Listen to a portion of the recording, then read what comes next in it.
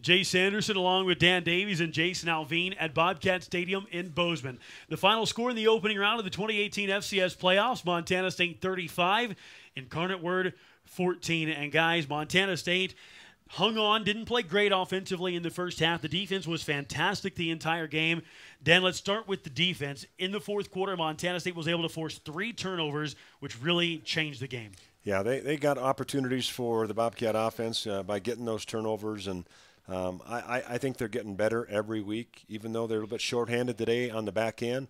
But congratulations to those guys for stepping up when their number was called. And Jason, Braden Conkle, an enormous day. Michael Jobman, a career-high 10 tackles. Those two guys really stood out in what was a well-rounded team performance. Well, you're absolutely right. And you got a guy in Tucker Yates who wasn't expected to play today, and he comes out and really has an impact on the rushing game for Incarnate Word. They couldn't get anything going up the middle, which is where they like to get Dickens going, but he stepped in there and did his job. And then Braden Conkle, I don't know what to call it, the grand slam. He had a sack, he had a forced fumble, a fumble recovery, and an interception. So the guy just made plays today, and that's what Montana State's come to expect from him.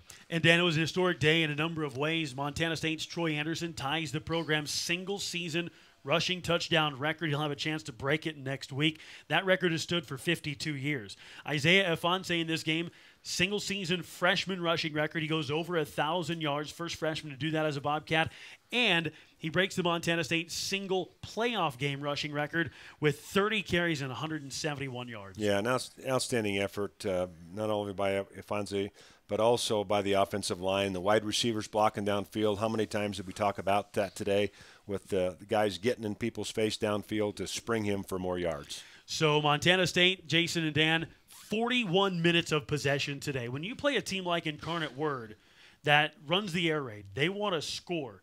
The best defense is your offense, and Montana State kept the ball from them for 2/3 of the game. But you're absolutely right. And Incarnate Word averaged about a minute and 20 seconds of time of possession here at 13 drives for just over 18 minutes, just under 18. So Montana State thoroughly dominated this team time of possession. They were plus 270 rushing the football, and just in the second half, as we talk about, wear teams down and what Jeff Choate saying, drag them into deep water. I think they did that today. Dan, 4-game winning streak for Montana State. In all of these games, the Bobcats have taken it away. You go back to the Idaho State game, included the last time Montana State lost. In the last 5 games, 17 takeaways for the Bobcat defense. Yeah, that's huge.